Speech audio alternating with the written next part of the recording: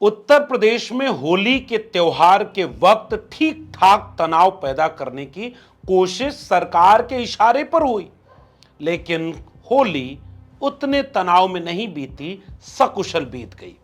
इसके लिए उन दोनों पक्षों के उन तमाम लोगों को बधाई देनी चाहिए जिन्होंने लाख कोशिशों और साजिशों पर कमोबेश पानी फेर दिया, लेकिन फिर भी मस्जिदों को त्रिपाल से ढकने वाली तस्वीरें और विवादित बयानों को इतिहास में दर्ज करके मूल्यांकन के लिए सहेज कर रखा जाएगा। मगर उस वक्त उत्तर प्रदेश के बागपत से लेकर के मुरादाबाद तक पुलिस पर हमला करने की खबरें आईं।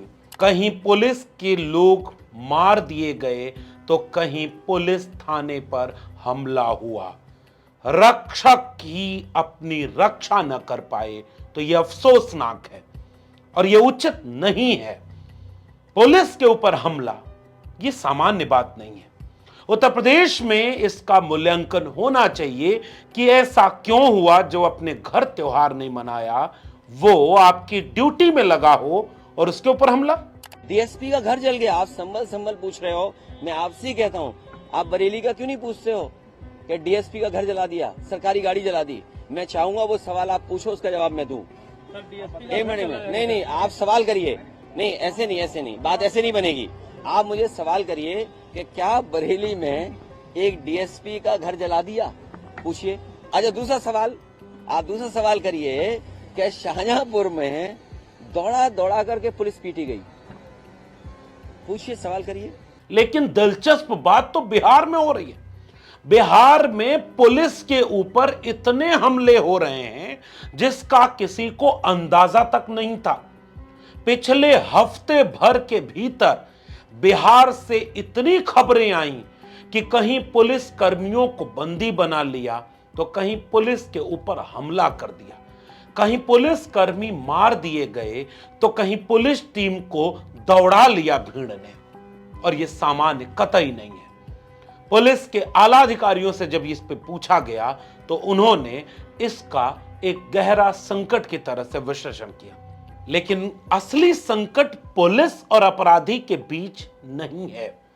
असली संकट इस तरफ इशारा कर रहा है कि बिहार चुनाव से इसका कोई रिश्ता है क्या भारतीय जनता पार्टी ने नीतीश कुमार को निपटाने के लिए कोई बिसात बिछा रखी है। इसका भी मूल्यांकन जरूरी है। मगर एक बार आइए बिहार में क्या हो रहा है जरा इस पर खबर देखिए। आज तक की खबर बता रही है कि 5 दिन में 7 बार पुलिस पर हमला हुआ। अररिया, मुंगेर, नवादा, पटना और जहानाबाद में 7 हमले हुए, जिसमें 2 एएसआई की मौत हो गई और कई पुलिसकर्मी घायल हो गए। 12 मार्च को अररिया में अपराधियों को पकड़ने गई पुलिस टीम पर असामाजिक तत्वों ने हमला कर दिया।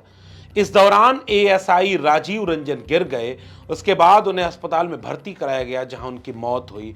पुलिस टीम पर हमले के आरोपी लोग आरोपी को छुड़ा ले गए। राजीव रंजन मुंगेर के रहने वाले थे। 14 मार्च को मुंगेर में विवाद सुलझाने गई पुलिस टीम पर हमला हो गया और इस हमले में एएसआई संतोष कुमार की मौत हो गई। एएसआई संतोष शुक्रवार रात शराब पीकर हंगामे की सूचना पर अपनी टीम के साथ आईटीसी नंदलालपुर गांव गए थे। उनके सिर पर लोहे की रॉड से कई बार वार किया गया। डॉक्टरों ने बताया कि सिर में 8 शार्प इंजरी के निशान हैं। खोपड़ी की हड्डी तक टूटी हुई है। हमले के बाद पुलिस टीम ने आरोपी गुड्डू यादव को गिरफ्तार कर लिया। टीम उसे लेकर मुख्य आरोपी को पकड़ने जा रही थी। इस दौरान गाड़ी हादसे का शिकार हो गई, जिसमें एसएचओ सहित 4 पुलिसकर्मी घायल हो गए। पुलिस पर हमले का एक और किस्सा देखिए। 14 मार्च को हनुमान नगर स्थित एक दुकानदार के साथ उधारी को लेकर कुछ लोगों का विवाद हुआ। रोसड़ा थाना पुलिस मौके पर पहुंची और शांत कराकर लौट रही थी। तभी कुछ असामाजिक तत्वों ने पुलिस के ऊपर हमला कर दिया और इस हमला में महिलाएं और पुरुष सब शामिल थे। पुलिस ने इस मामले में मोहन पासवान, नंदू पासवान, परमशिला देवी, सियाराम पासवान, पवन देवी, ऐसे तमाम लोगों को अरेस्ट किया है। अब भागलपुर का किस्सा सुनिए जो 15 मार्च का है। भागलपुर बिहार के एक अहम जिलों में से आता है। भागलपुर में 15 मार्च को पुलिस टीम पर हमला कर दिया गया, जिसमें 5 पुलिसकर्मी घायल हो गए। पुलिस ने बताया कि शनिवार की शाम 7 बजे कासड़ी गांव में झगड़ा सुलझाने गई पुलिस पर हमला हो गया। इस तरह की कई घटनाएं एक साथ पुलिस पर हमले की आने लगी। जब बिहार पुलिस के बड़े आला अधिकारियों से इसके संदर्भ में पूछा गया तो उन्होंने कहा कि अब हम इस पर कड़ी कार्रवाई करेंगे, लेकिन कोई लाठी डंडे से हमला करे तो AK-47 तो नहीं चला सकते। लेकिन उन्होंने अपना पक्ष कायदे से रखा।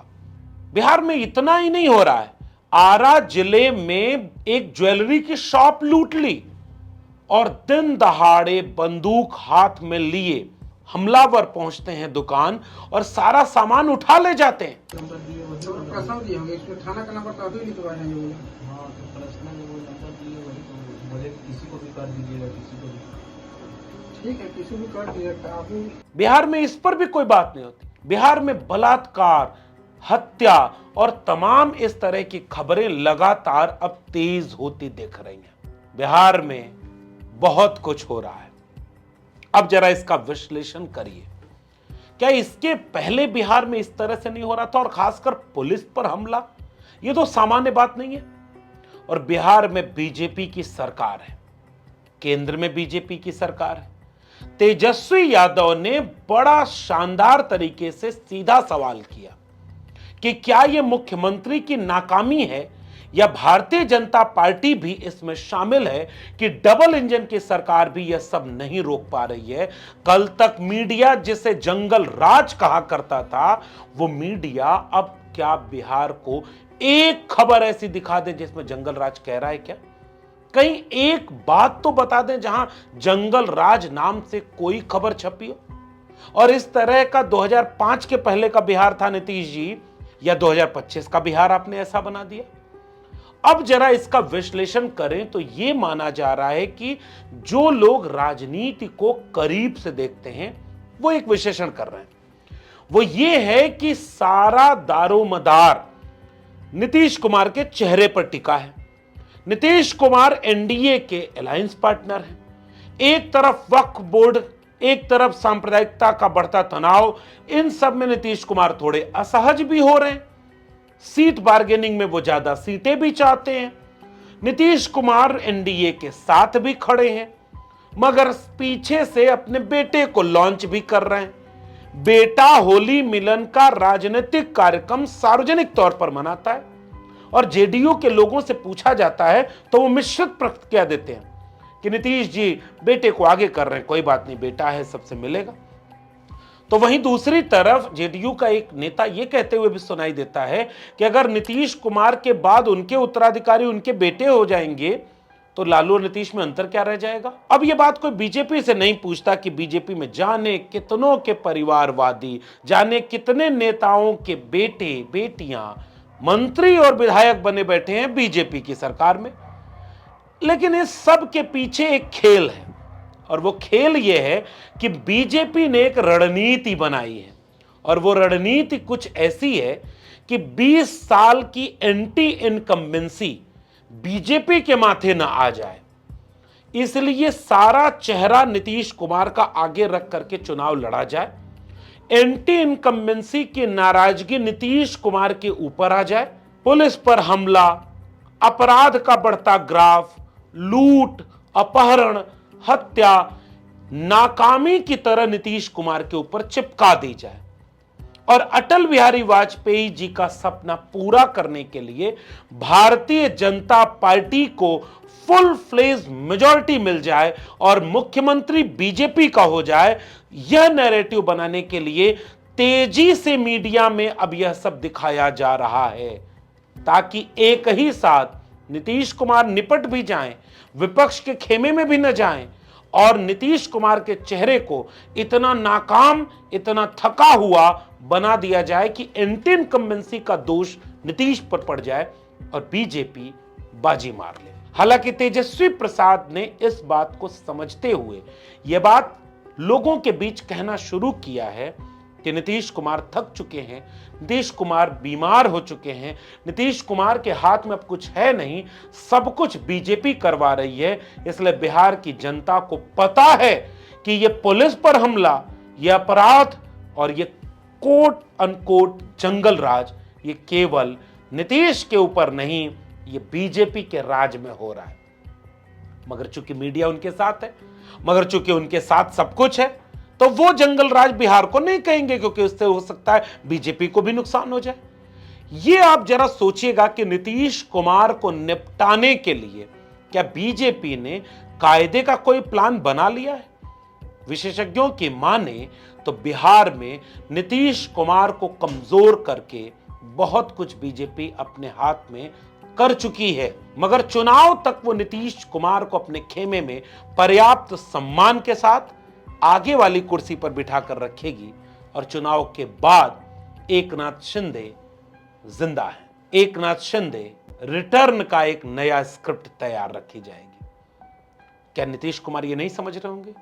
क्या इसीलिए उन्होंने अपने बेटे को आगे करना शुरू कर दिया? और इस खेल को अगर नीतीश कुमार नहीं समझ रहे तो शायद नीतीश कुमार की राजनीतिक अवसान का वक्त है। और अगर नीतीश कुमार अपने पुराने मिजाज में हैं तो उम्मीद है कि नीतीश कुमार इस खेल को समझ रहे होंगे।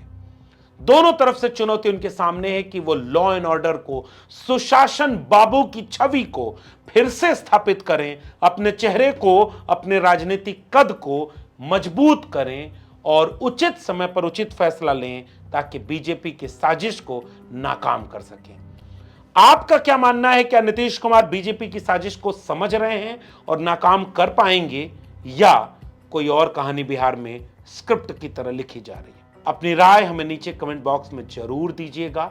अगर ये वीडियो आपको पसंद आई हो और आप इसे YouTube पर देख रहे हैं और अभी तक आपने मेरे चैनल को सब्सक्राइब नहीं किया है तो सब्सक्राइब करिए, ज्वाइन की बटन दबाइए ताकि आप जुड़कर हमें हिम्मत दें, इसे लोगों तक पहुंचाइए ताकि इस पर राय हो कि हो क्या राय आपके देश में। अगर आप इसे ट्विटर यानी एक्स या फेसबुक पर देख रहे हैं तो फॉलो करना मत भूलिए। फिर मिलेंगे किसी जरूरी विषय के साथ, तब तक के लिए बहुत बहुत धन्यवाद।